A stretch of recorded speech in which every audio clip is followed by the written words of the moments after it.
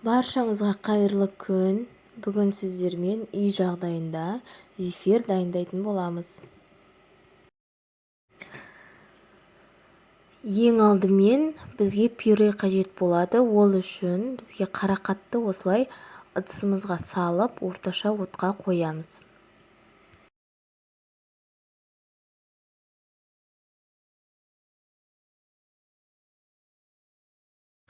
Қарақатты жұмсарғанша отта ұстайтын боламыз.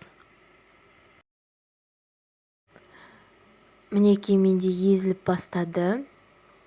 Енді отымызды өшіре береміз. Қарақатымызды бөтен ыдысқа салып, блендермен езетін боламыз.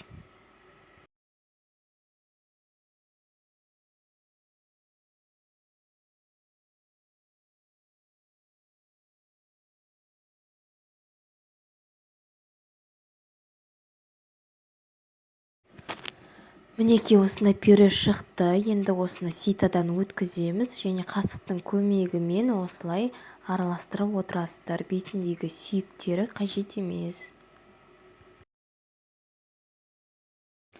Енді ыдысымызға қажетті мөлшерін өлшеп алып қоямыз. Содан соң асты қалың ыдысымызға шекер және агар-агарды қосып, жақсылап араластырамыз. Енді суын қосып, араластырып, орташа отқа қоямыз.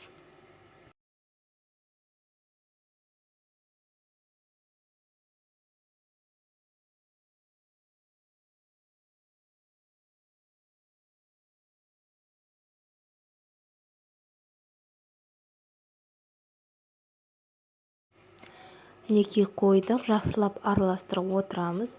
Егер сізде градусник болса, 110 градусқа дейін апарамыз.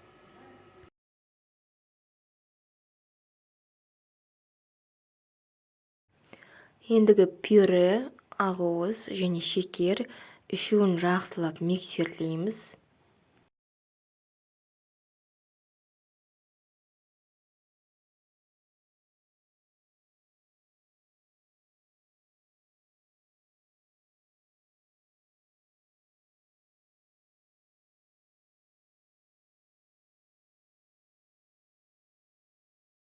Мінекей массамыз қоюланды.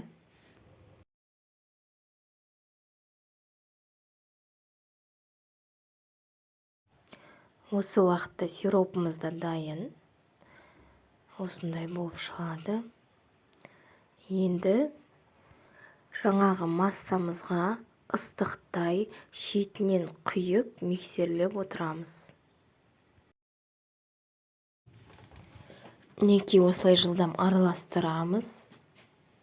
Түбін қырып жүрмеңіздер, ол бізге қажет емес.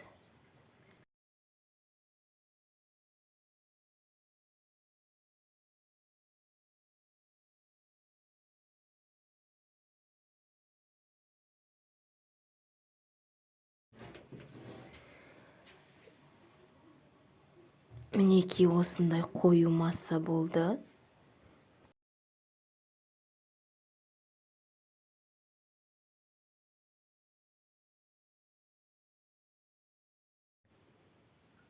Енді кондитерлік қапшығымызға зефирімізді саламыз. Қандай насадка бар, сондай пайдалансаңыз болады.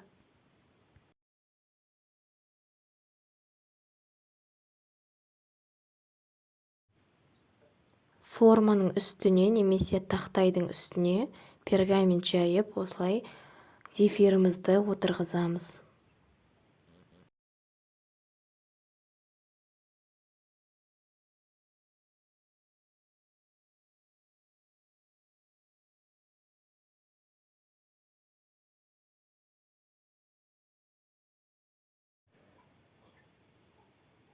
Енді зефирімізді бөлме температурасында кем дегенде 8 сағатқа кептіреміз.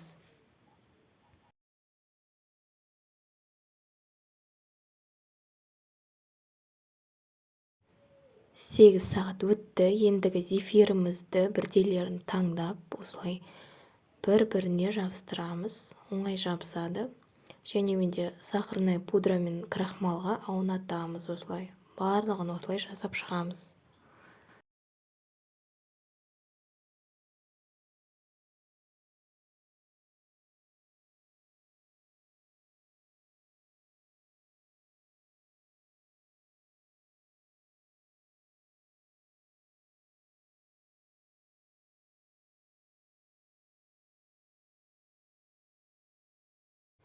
Мінекей осындай әдемі, дәмді зефир шықты.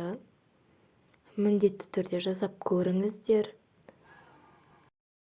Видео ұнаса, лайк басып, комментарий қалдырып кетіңіздер.